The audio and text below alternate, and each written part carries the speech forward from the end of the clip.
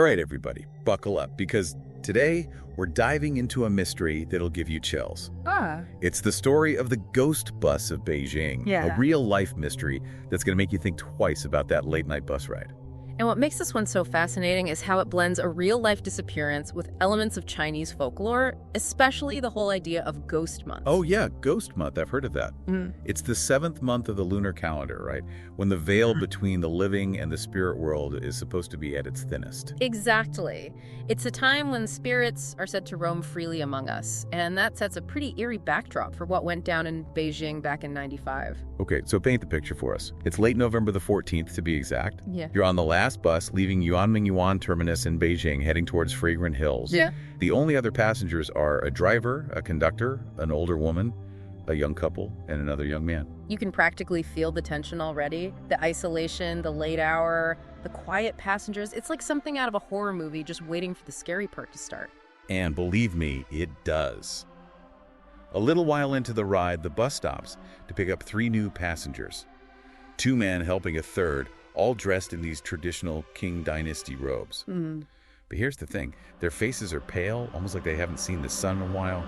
And something about them just seems off.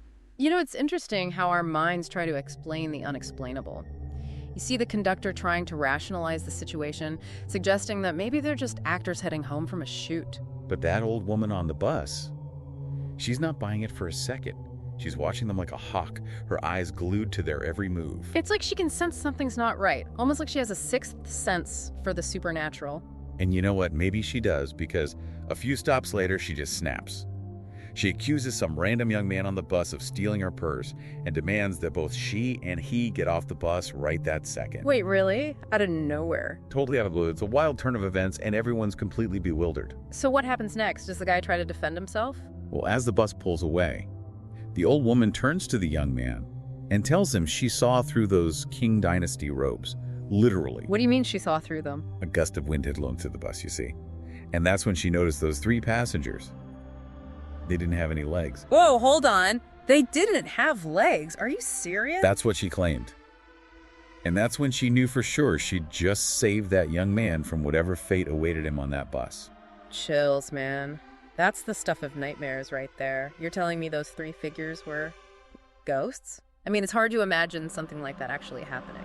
But here's where the story takes a turn from creepy folklore into a full-blown mystery, because that bus, the driver, the conductor, they all vanish. Vanish. Like into thin air. Completely. The police launch an investigation naturally, but it's like the bus just drove off the edge of the map. And as for the old woman and the young man's story about the ghost passengers, well, let's just say the cops didn't exactly buy it. Yeah, I bet they had a field day with that one. But okay, so the bus is gone, vanished without a trace. What happens next? 2 days later, they find the bus. They find it. Where? Submerged in the Mai Rhone Reservoir, 60 miles from where it was last seen. Hold on, you're telling me this bus that vanished without a trace just happened to end up miles away at the bottom of a reservoir? How does that even happen? That's the million-dollar question, isn't it? I mean, was it an accident? Did the driver lose control? But even then, what was the bus doing so far off its route in the first place? Okay, so let me guess. They find the passengers' bodies in the bus too. They do. They find the driver, the conductor, and 1 unidentified man.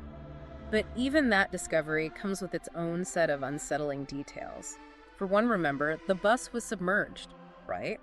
Well, the police, they drain the gas tank and find something truly bizarre. What do they find? Blood. The gas tank is full of it. Blood. You mean someone filled the gas tank with blood? Why? That's the thing. Nobody knows. It's a detail so strange, so out of place that it sends chills down your spine. I mean, was it some kind of ritualistic thing? Was it meant to throw off the investigation? And what about the bodies? What did they find out about them? Here's another piece of the puzzle that just doesn't seem to fit. The bodies were decomposed much more than they should have been, given how long they were in the water. So something sped up the decomposition. Do they know what could have caused that? That's just it. They don't. It's like whatever happened on that bus messed with more than just our perception of reality. So we've got a disappearing bus, a reservoir, a gas tank full of blood, and bodies that decompose too quickly. Is there anything else to this story, or have we hit peak weirdness? Oh, we're not done yet. There's one more chilling detail. The security footage, or rather, The lack of it. What do you mean? The police naturally wanted to retrace the bus's route, so they check every traffic camera, every security camera along the way to the reservoir, and guess what? They didn't find anything. Not a single frame of footage showed the bus. It's as if it just materialized at the reservoir out of thin air, like it never even made the journey.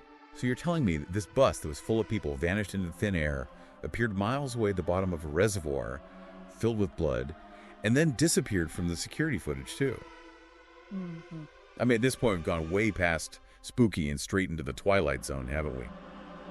I'll be honest, after hearing all this, I might think twice about taking the bus at night. Makes you wonder what's lurking in the shadows, right? It really does. Especially when you think about how much we rely on those systems every day.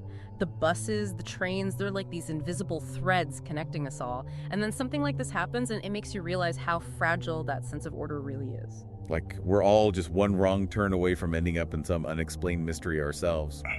But hey, that's why we're here, right? To unravel these strange stories. So we've got this disappearing bus, a reservoir, blood-filled gas tank bodies that decompose too quickly, and no security footage whatsoever. What could possibly explain all of this? Was it ghosts? Was it some elaborate hoax? Or is there something else going on here? You know what gets me about this case? It's like, it throws logic out the window. And yet there's this part of you that wants to believe there's a rational explanation somewhere.